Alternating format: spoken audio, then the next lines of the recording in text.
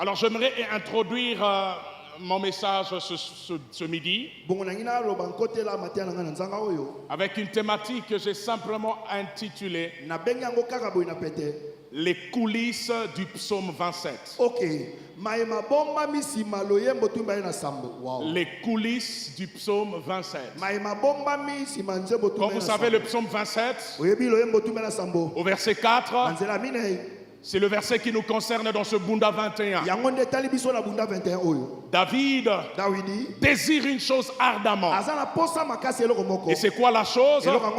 C'est d'habiter toute sa vie dans la maison de l'Éternel. Il dit, je demande à l'Éternel une chose que je désire ardemment. Je voudrais habiter toute ma vie dans la maison de l'Éternel pour contempler la magnificence de l'Éternel et pour admirer son temple. Alors ça, c'est juste la partie visible de l'iceberg. Ce midi, avant d'aller à ça, il existe une coulisse, une partie cachée qui a amené David à faire de telles déclarations dans tout le psaume 27. Alors ce midi, nous n'allons pas détacher le verset 4 de tout le reste. Nous voulons considérer la pensée de tout le psaume 27 et surtout, comme je me suis proposé avec l'aide de Dieu, nous allons un peu entrer dans les coulisses de ces psaumes. Le psaume 27 est la partie visible de l'iceberg. C'est la partie qui est exposée du haut de la scène. Mais qu'est-ce qui se cache derrière? Quelle est l'occasion qui a amené David à écrire ce psaume 27? Qu'est-ce qui s'est passé dans les coulisses que nous ne voyons pas, qui aurait amené David à déclarer que l'Éternel est sa lumière, l'Éternel est son salut? De qui aurait-ce crainte? Ça, c'est la partie visible de l'iceberg. Psaume 27, 1 à 6 de David. L'Éternel est ma lumière et mon salut. De qui aurais-je crainte? L'Éternel est le soutien de ma vie. De qui aurais-je peur quand des méchants s'avancent contre moi pour dévorer ma chair? Ce sont mes persécuteurs et mes ennemis qui chancellent et tombent. Si une armée s'est campée contre moi, mon cœur n'aurait aucune crainte. Si une guerre s'est levée contre moi, je serai malgré cela plein de confiance. Je demande à l'Éternel une chose que je désire ardemment. Je voudrais habiter toute ma vie dans la maison de l'Éternel pour contempler la magnificence de l'Éternel et pour admirer son temple. Car il me protégera dans son tabernacle au jour du malheur.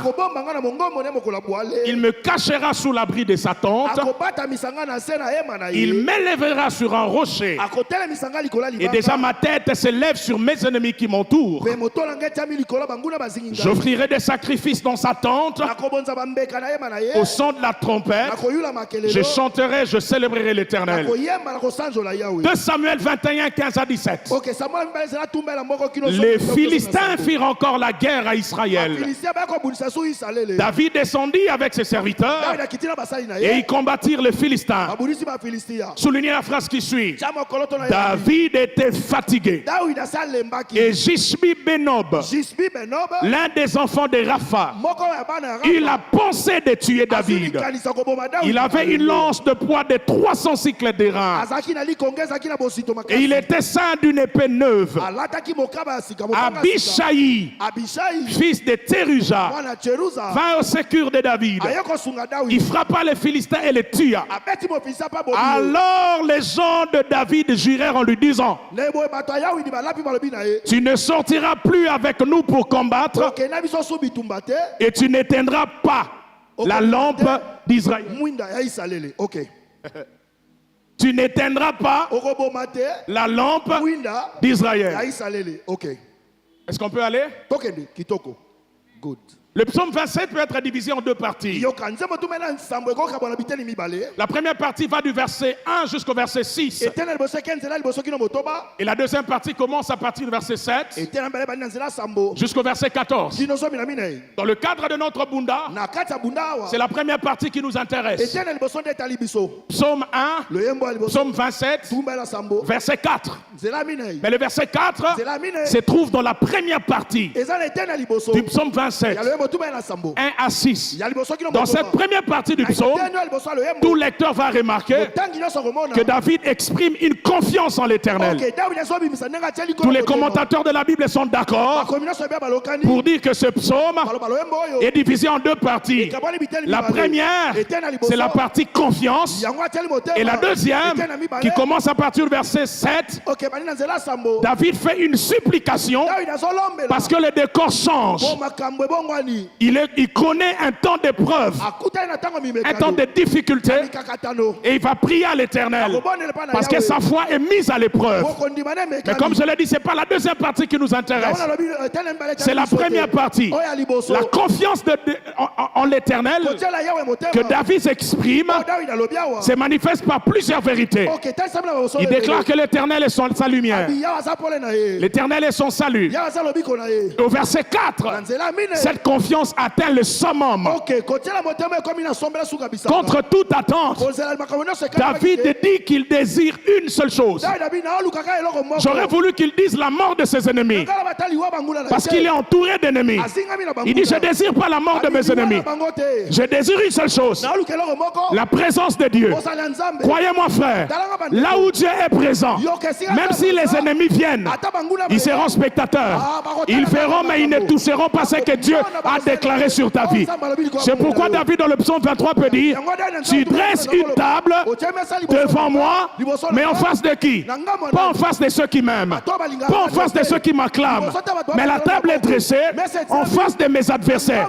Il n'y a que Dieu qui peut avoir l'audace de te faire fêter au milieu de conflits et de troubles. Il n'y a que Dieu qui peut avoir l'audace de placer une table en face des combats. Ce midi, je m'en fous de tes combats, je m'en fous de qui est présent contre toi. Même s'il est dans cette salle, je veux une seule chose, la présence de Dieu. La présence de Dieu va étouffer toutes les actions de l'ennemi dans ta vie. Oh, je pensais que je parlais à quelqu'un. David désire la présence de Dieu. Mais ça, comme je le dis, c'est la partie visible. Qu'est-ce qui se cache derrière ce psaume? Qu'est-ce qui amène David à faire une telle déclaration? Qu'est-ce qui s'est passé dans les coulisses pour que nous comprenions le sens de ce psaume 27? Alors laissez-moi vous donner deux exemples de coulisses dans la Bible. Le terme coulisses en théâtre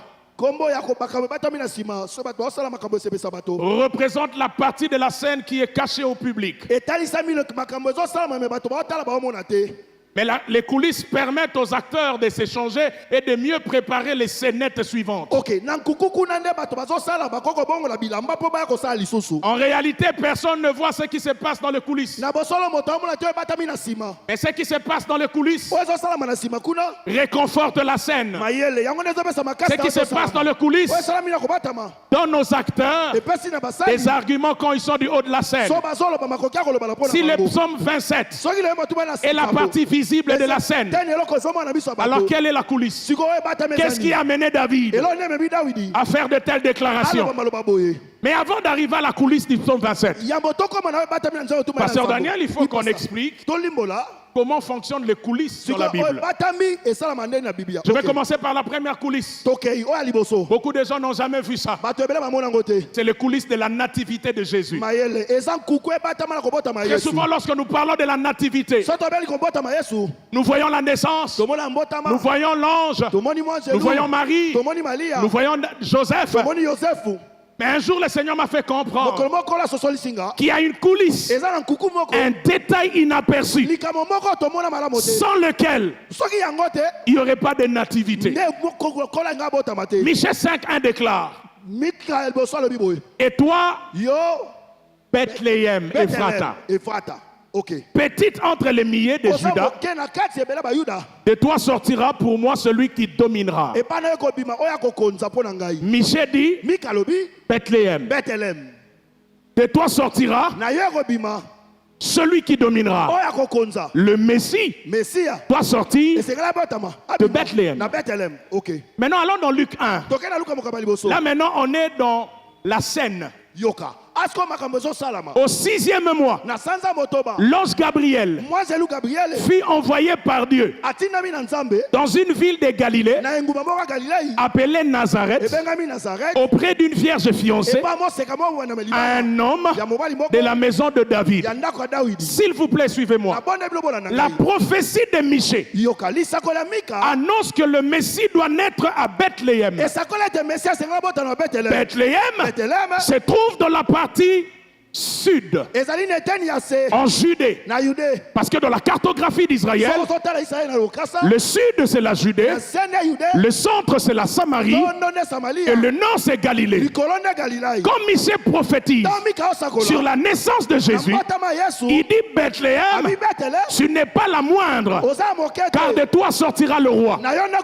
La prophétie pointe la partie sud. Mais il s'est fait qu'au 6e mois, l'ange Gabriel n'est pas envoyé au sud. L'ange Gabriel est envoyé dans la Galilée, dans une ville appelée Nazareth, qui est au nord. Faites attention, Dieu ne se trompe pas. Il est possible qu'une prophétie ait annoncé le sud, mais dans les manœuvres dilatoires de Dieu, ça commence au nord. Ça sera intéressant. La prophétie annonce le sud, mais l'ange est venu au nord, dans le territoire de la Galilée à Nazareth. Maintenant la question c'est celle-ci. Par quel miracle une prophétie qui ne trompe pas?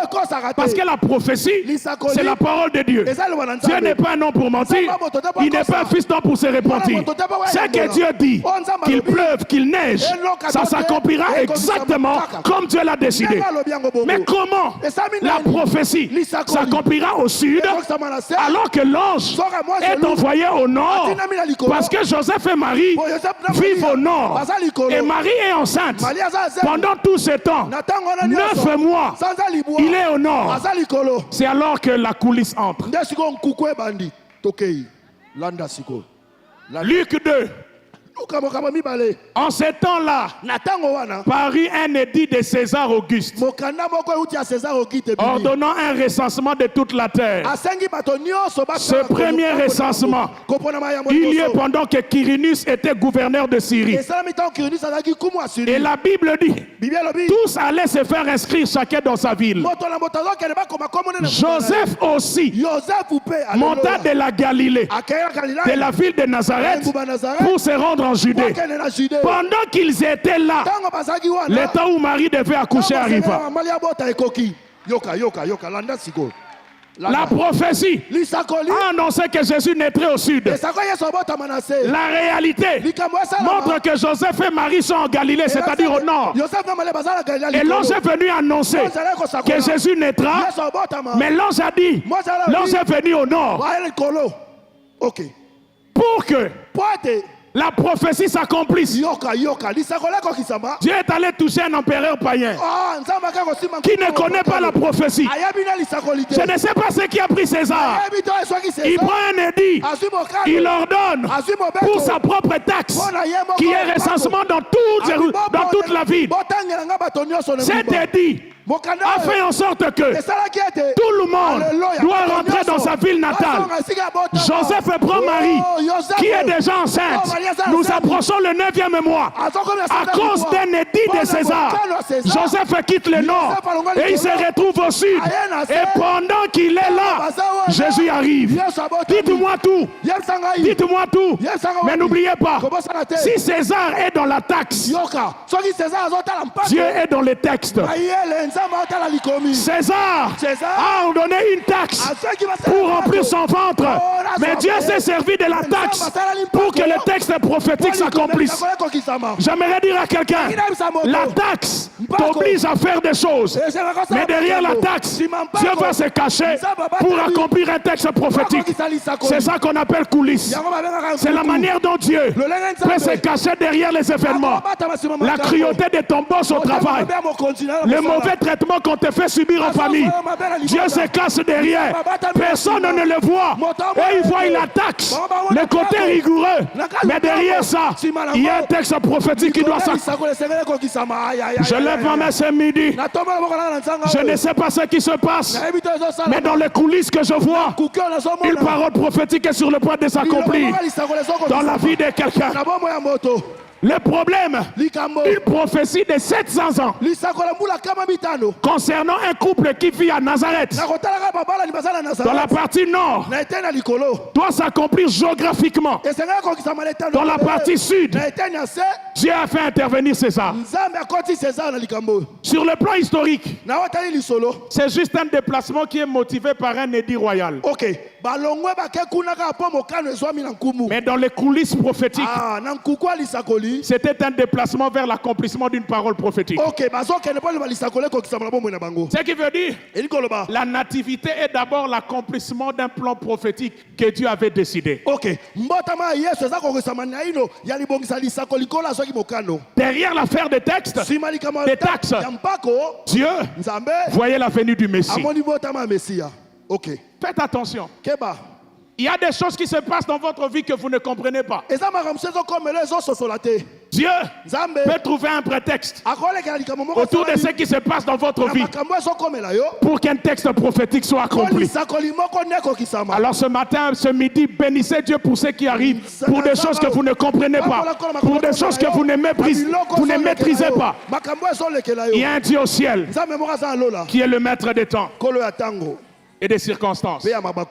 Alors laissez-moi revenir rapidement au psaume 27. Qu'est-ce qui se passe derrière? Qu'est-ce qui amène David à déclarer que l'Éternel est sa lumière, son salut? David se retrouve dans un environnement dangereux. Je pense même que c'est l'environnement le plus périlleux de David. Certains commentateurs pensent que le psaume 27 avait été écrit avant que David n'accède au trône. Alors qu'il était au milieu de ses troubles. Ils disent même que c'était peut-être à l'occasion de la mort de ses parents. Et il s'appuie sur le verset 10. Lorsque David dit « Mon père et ma mère m'abandonnent ».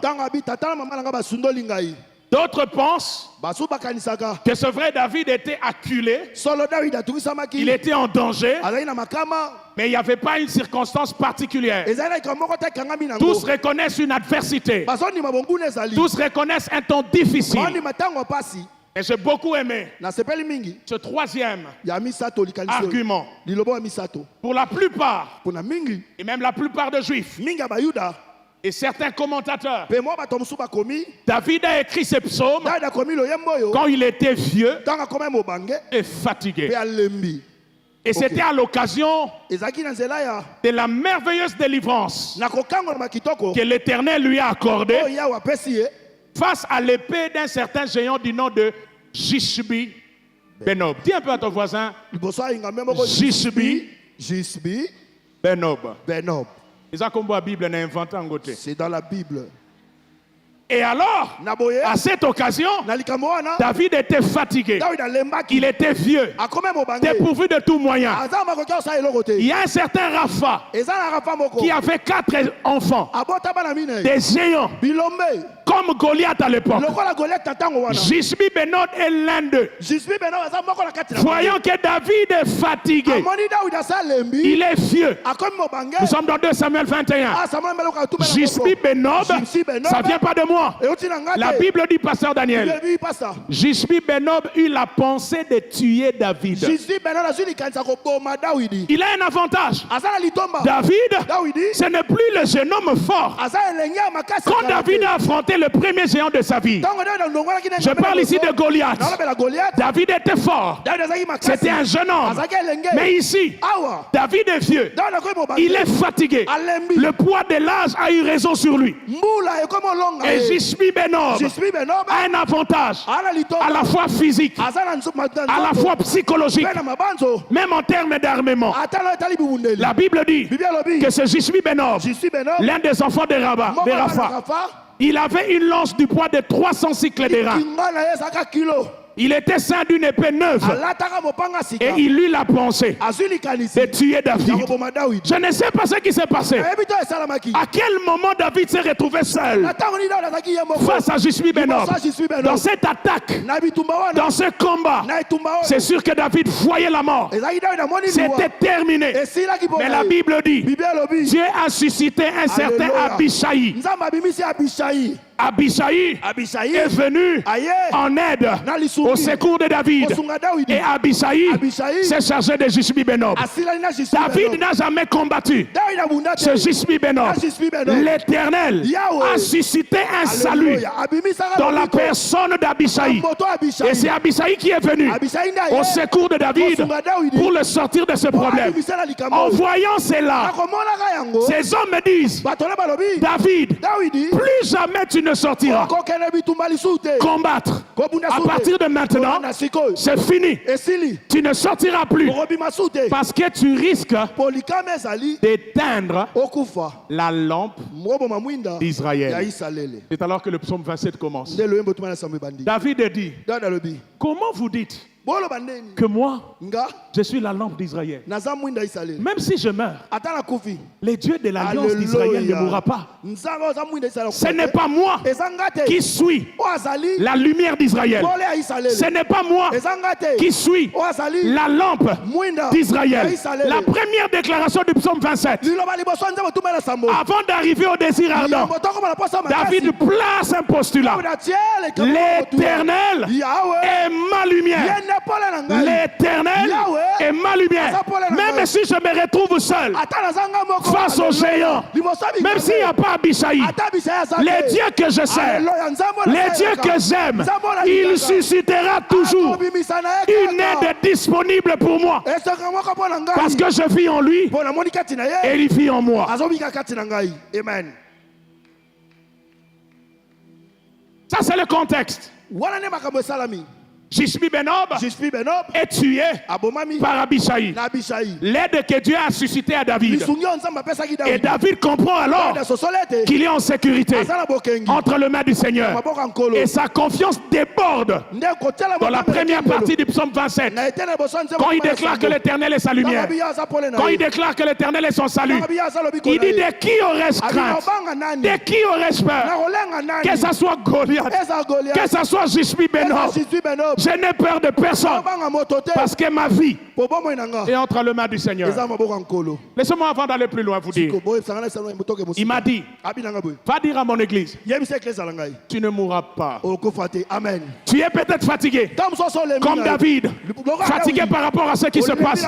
Il est possible que ce midi, tu as seulement envie de faire une chose, c'est d'abandonner.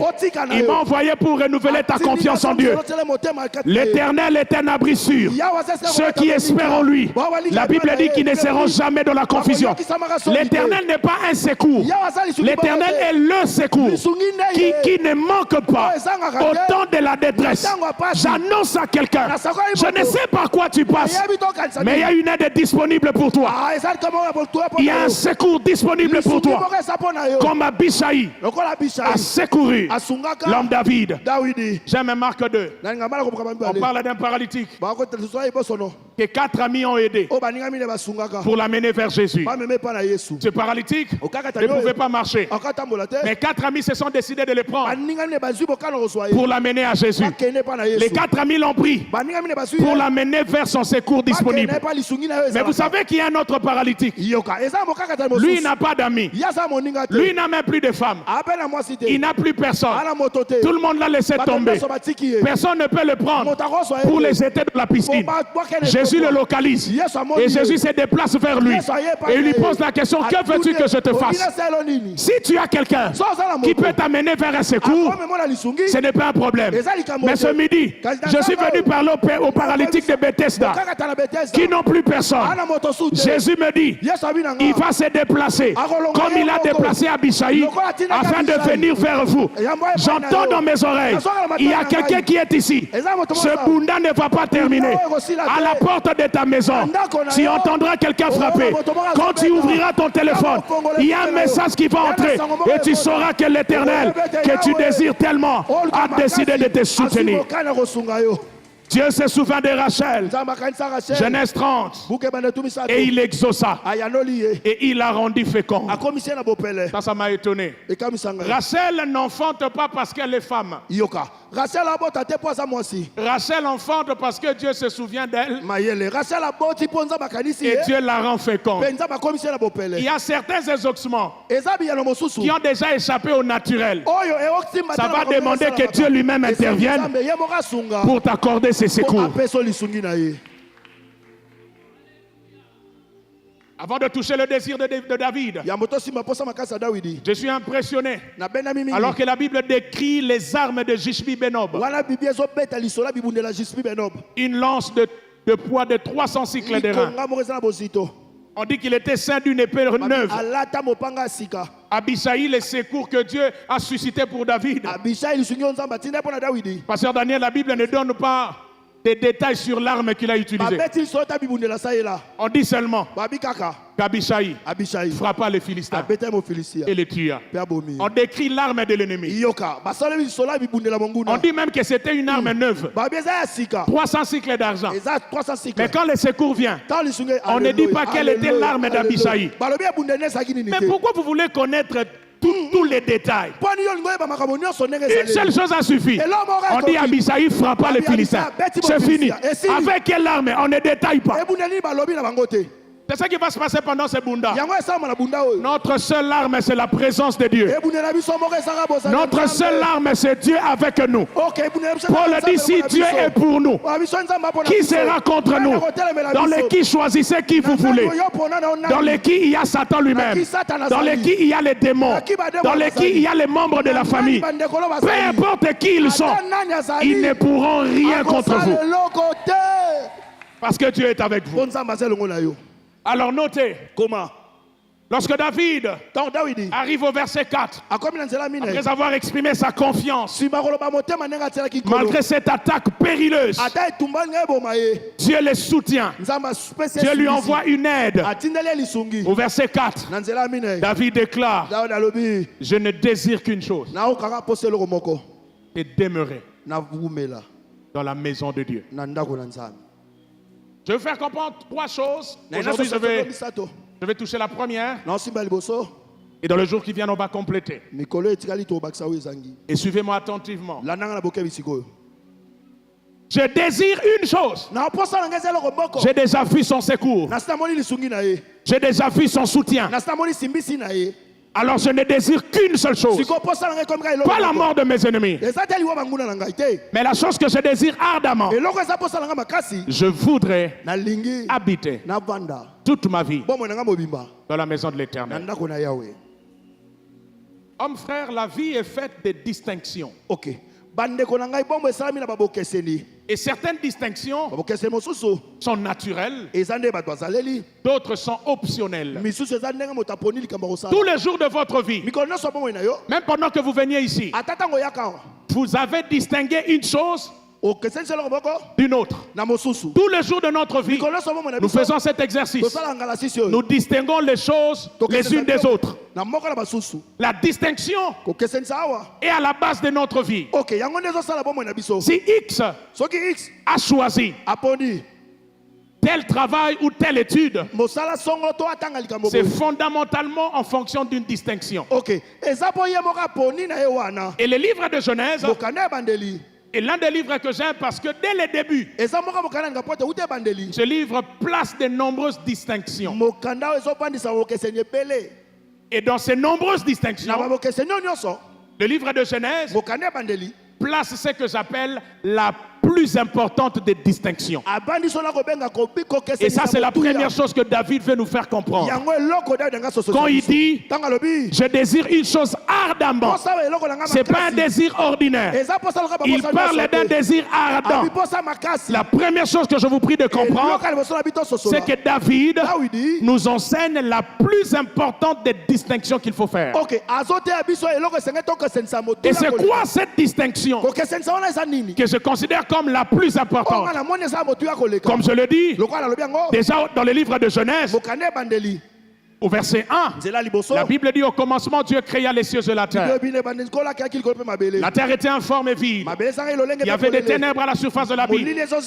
Et puis Dieu sépara la lumière d'avec les ténèbres. Il y a plusieurs distinctions dans la Genèse. Dieu sépare le jour de la nuit. Dieu distingue les eaux d'en bas, d'en haut et les eaux d'en bas. Dieu fait la distinction entre plusieurs milieux. Dieu fait la distinction entre les espèces, espèces animales, espèces végétales. Dieu fait aussi la distinction entre les humains qui portent l'image de Dieu, alors que les animaux ne portent pas l'image de Dieu. Et même au niveau de l'homme et de la femme, Dieu fait une distinction, homme et femme. Ça, ce sont des distinctions que nous voyons. Et cette distinction originale a suivi tout le courant de notre vie.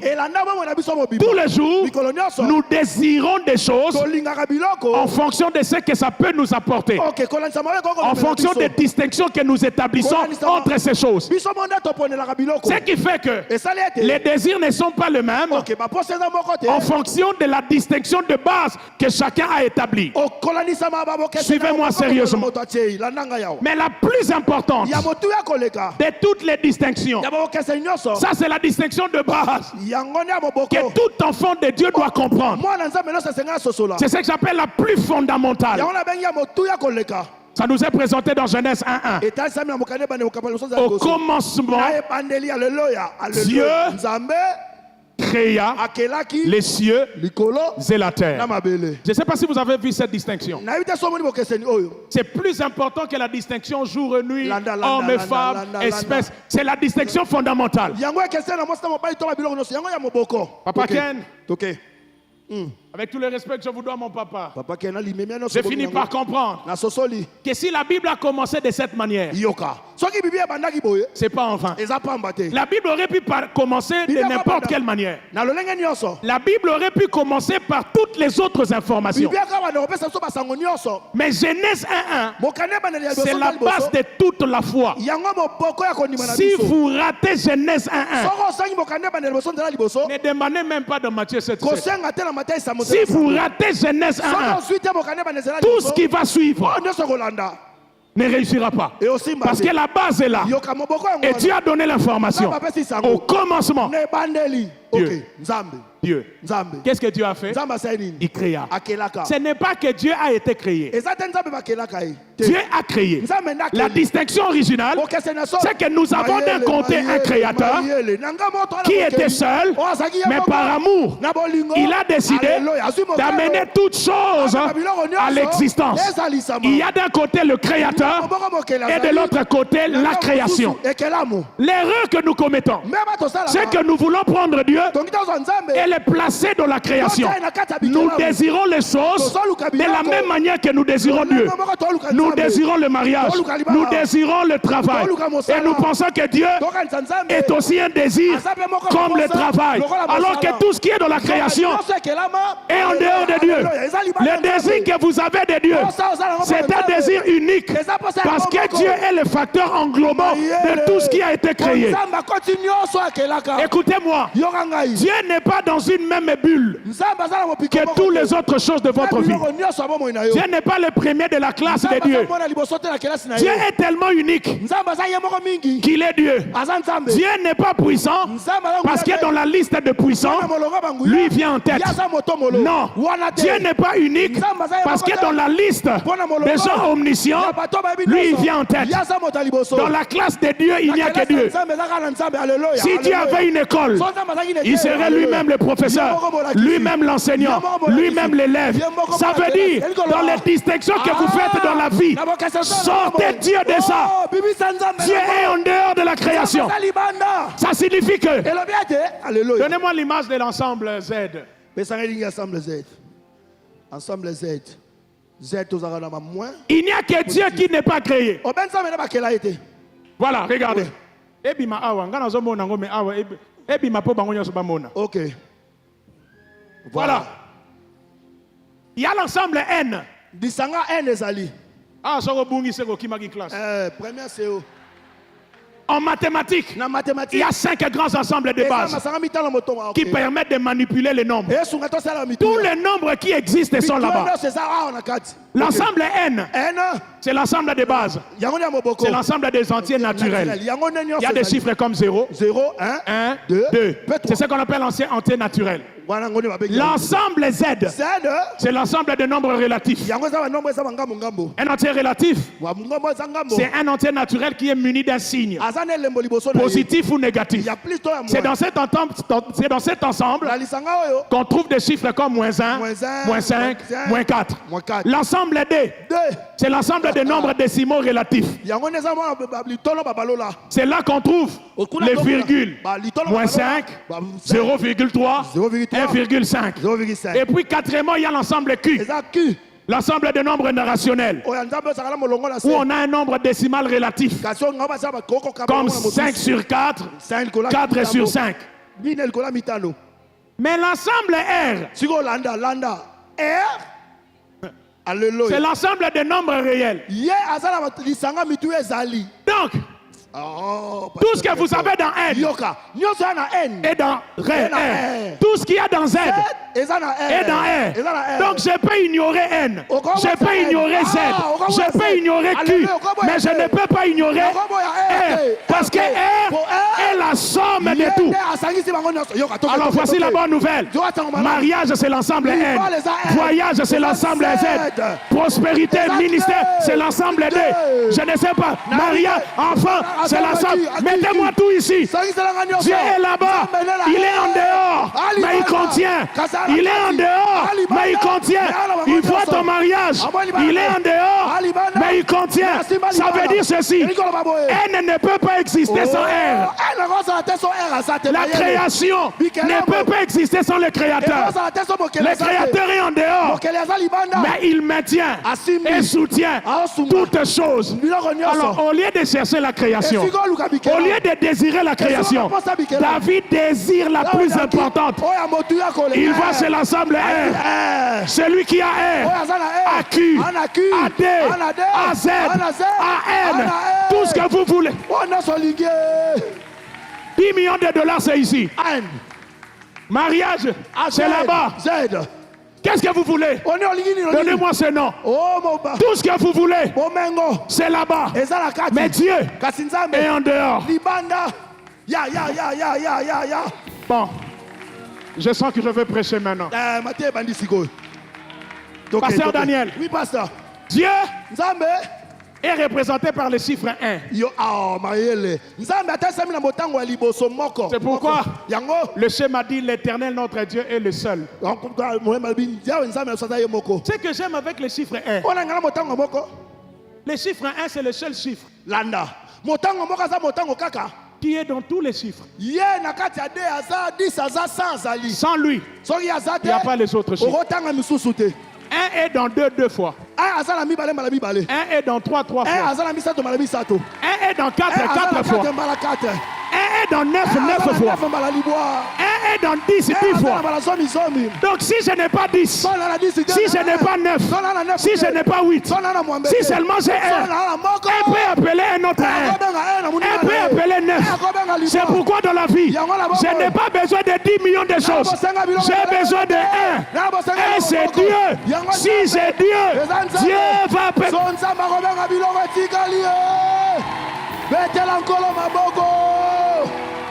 Je vais aller plus loin. Pasteur Christian, j'ai fini par comprendre. Dieu étant un, il ne nous donne pas deux choses. Vérifiez bien votre Bible. Dieu ne donne qu'une seule chose. Car Dieu a tant aimé le monde qu'il a donné ses 2 fils. Il a donné ses 3 fils. Il a donné ses 4 fils. Dieu aime le chiffre 1. C'est pourquoi David entre dans cette distinction. Je n'ai pas besoin de 2 choses. Je n'ai pas besoin de 3 choses. Je ne désire pas 4 choses. Je désire une chose. Dieu. I feel it. I feel it right now. Pasteur Héros. Ce que j'aime avec Dieu, Dieu est capable de dire une seule chose. Et la seule chose qu'il dit, ça résout tous les problèmes.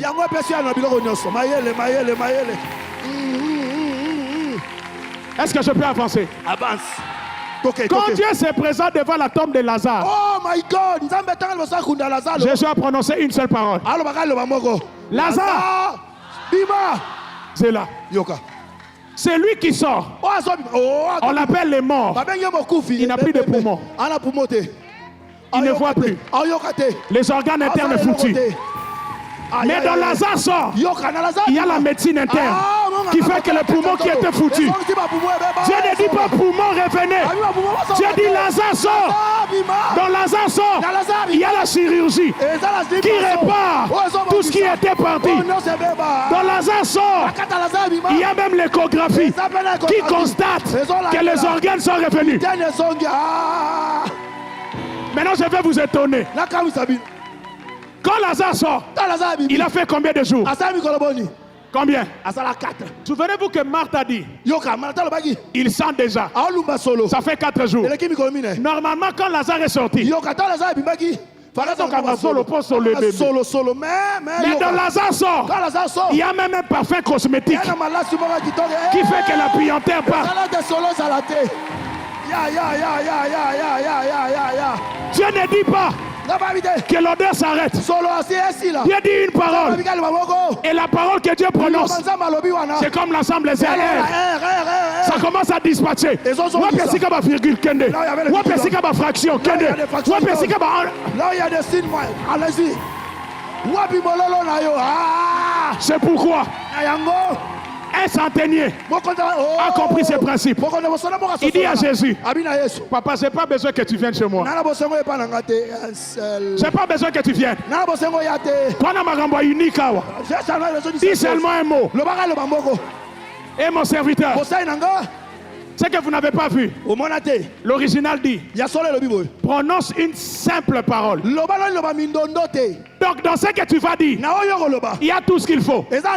Donc ce soir, je n'ai même pas besoin de chercher la prophétie pour qu'on me révèle votre problème. J'ai seulement une parole. Quand Dieu dira, guéris, dans les guéris, il y a béni, il y a restauré, il y a ressuscité. Dieu dit une seule parole. C'est là on a fait comprendre. Attends, tu vas comprendre. Vous connaissez un fou qu'on appelle le fou de Gadara. Quand Jésus le délivre, Jésus dit quoi? Sors de cet homme. C'est la seule chose que Jésus a dit. Sors de cet homme. Or, nous parlons d'un fou qui sortait des sépulcres. Jésus n'a pas dit Boya Nabilamba. Jésus a dit sors de cet homme. Mais qu'est-ce qu'on voit à la fin? Le fou était assis, vêtu et dans son bon sens. Bilamba Outiwap. Je n'ai pas besoin de savoir. Dans l'ordre de Jésus, il y a les habits, il y a les vêtements, il y a la restauration, il y a la guérison.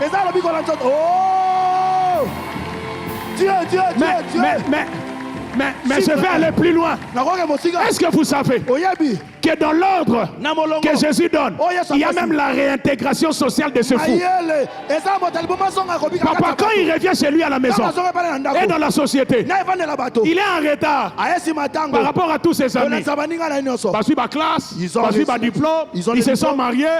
Lui, il a passé sa vie dans les sépulcres. Je ne sais pas pendant combien d'années, mais il a 5 ans de retard. Expérience professionnelle annihilée. Il n'a plus de CV. Mais quand il revient, dans l'ordre que Jésus avait donné, il y a tout. Regardez, c'est fou. Il peut travailler n'importe où. C'est fou. Il peut travailler comme médecin assistant à la psychiatrie de Gadara.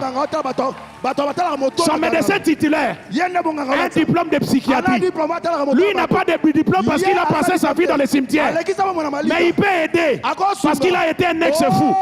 Il peut dire au médecin, ceux qui t'ont commis à 18 heures, Salaboye, je n'ai pas étudié. Moi-même j'ai fui. Cet ex-fou peut aussi travailler dans les pompes funèbres parce qu'il dormait près des sépulcres. Il connaissait l'odeur de la mort. Ce fou peut travailler aussi dans la société de gardiennage parce qu'il était là dans les sépulcres en train de veiller sur la tombe. Mais quand Jésus vient, il dit pas ça. Je vais t'employer dans le royaume. Jésus lui dit, va dire à tout le monde une seule chose, c'est que je fais pour toi. Et ce fou est allé dans la Décapole. Décapole signifie 10 villes. Lui qui avait un retard de 5 ans, un retard de 10 ans, quand Jésus les récupère, il travaille dans 10 villes, non pas comme expert en gardiennage, non pas comme médecin assistant, mais il travaille comme un missionnaire. Et la seule chose qu'il avait, c'était son témoignage. Je vous en supplie, ce midi, oubliez vos diplômes, oubliez vos mérites, oubliez les autres désirs. Il n'y a qu'un seul désir, c'est Dieu qui sait ce qu'il y a de meilleur pour vous. C'est Dieu qui sait ce qu'il vous faut. Une seule chose que vous savez, c'est quoi? Dieu. Une seule chose que vous savez, c'est quoi? Moi j'ai grandi à Bandal. Quand nous grandissons, nous avons des jeux que nous jouons. Maintenant, on avait un ami. Lui n'était pas assez agile. Mais il savait une chose. Quand nous commençons à courir, on veut lui donner. Il ne sait pas comment courir. Il faisait seulement boué. Boué. Les autres qui pèsent parce que Daniel, yo bando la nanga. Daniel timasa na ambangute. Ça signifie quoi? Ouais, c'est ma seule stratégie. Je n'ai pas deux choses. Je n'ai pas trois choses. Naka na boué. Zogande zambende boué na biso. Et ya na ville boué. Et ya na ndaku boué. Et que na village boué. Peu importe ce qu'on va faire. Zambende boué na biso. Nous ne désirons que Dieu. Nous ne désirons que Dieu.